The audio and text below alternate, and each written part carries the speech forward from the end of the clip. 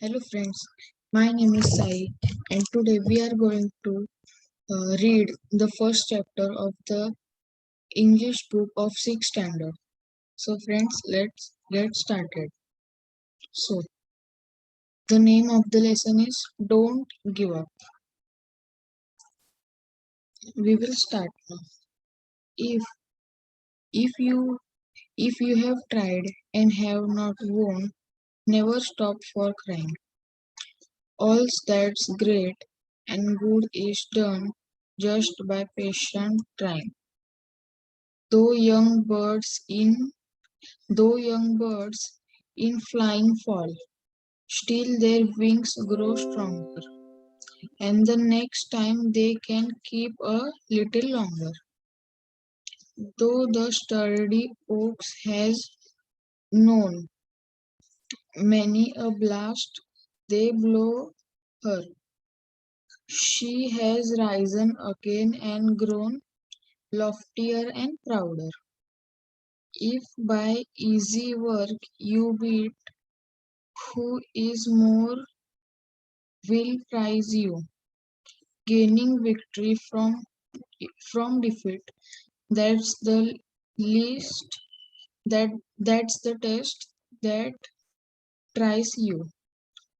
This poem is written by Phoebe Carey. Okay, friends.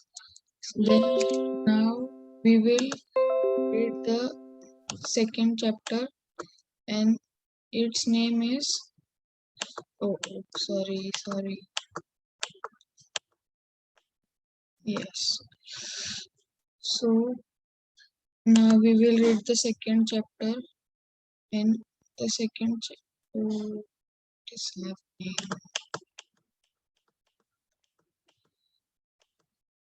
So friends, now we will read the second chapter, and the second chapter's name is Who is the Greatest? The Emperor Akbar, or Akbar the Great, is known as one of the greatest ruler in the world, not just because he had a vast empire, a very strong army, untold wealth, but because he was a good human being.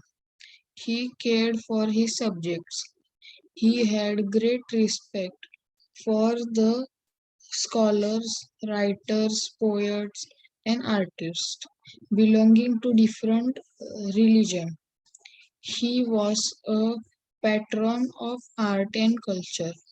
The nine gems of or the Navratnas in his court in his court were famous. Many people believe that of these nine gems, Birbal was the closest to the emperor's heart. Just a second, guys. Hmm, just a second. Yes. Now we can see more clear. Hmm. The Akbar loved to pose interesting questions or problems in his court, and Birbal never failed to come up with an equal, equally interesting answer. We don't know whether all the Akbar and Birbal stories that we hear today have have any basis in history.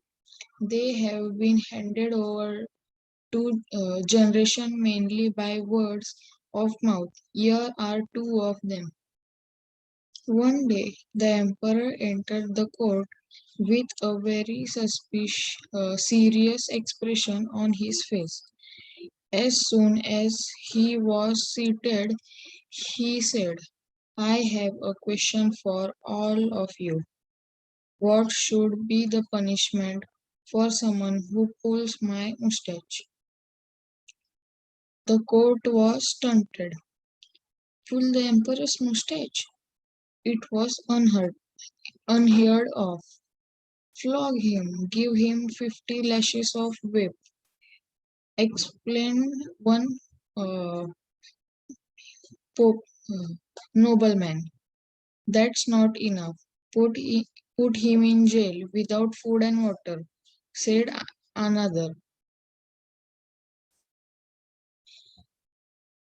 Yes. Whip him, beat him up, hang him, cut cut off his offended hands. The agented courtiers began to cry out. Only Birbal was silent. He was even smiling a little. What do you say, Birbal? What is your opinion? In my opinion, O giver of peace to the world, the offender should be given his favorite sweetmeat. Raja Birbal, Raja Birbal, are you out of your mind? Give sweetmeats for such a grave offense. The courtiers began to say. Birbal smiled and offered an explanation. Yes, who would be so bold as to pull the emperor's mustache? Only his own grandson. When Akbar heard this, he burst with laughing because that is exactly what happened in the morning. On another occasion, we will start the next story. On another occasion, Akbar was relaxing with some of his courtiers. A few of them thought this was a good opportunity to shower praise on the emperor and get some favors from him. They began to compete with each other in praising Akbar. You are the greatest of kings. You are the greatest of kings or emperors that ever lived.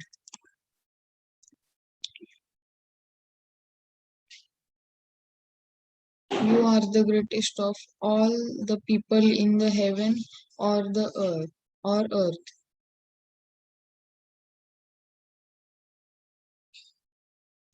You are the greatest as God Almighty. You are greater than the God Almighty. Now Akbar was no fool.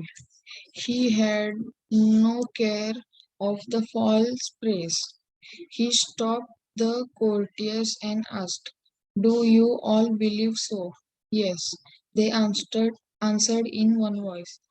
All right, then prove it to me.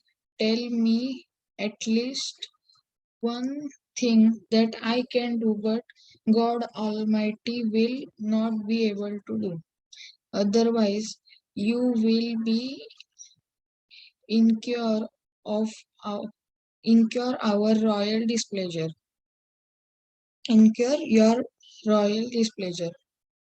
You have till tomorrow morning to prove it. Akbar then left the place without Akbar then left the place without any without other look at the courtiers. They were in a proper fix. They though and they thought and thought but could not think any such thing. In the end they went to Birbal. When Birbal heard their story, he told them not to worry. The next morning the court was full of the court was full. Everyone was to serious to see what would happen next. Well, said the emperor, have you found a good answer to my question?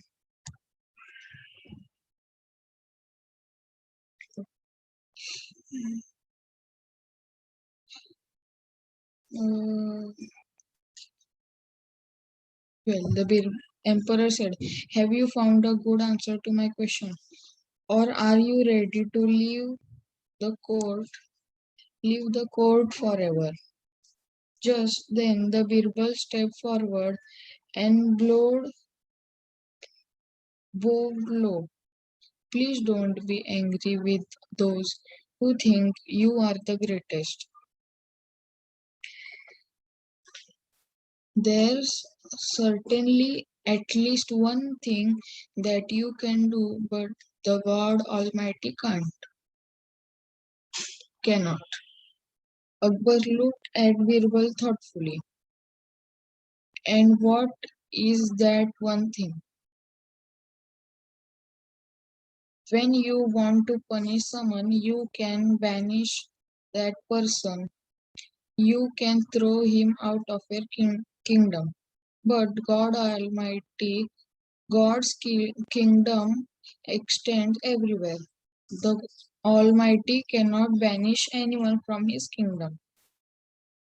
Akbar's face was lit up with a smile. That was a very clever.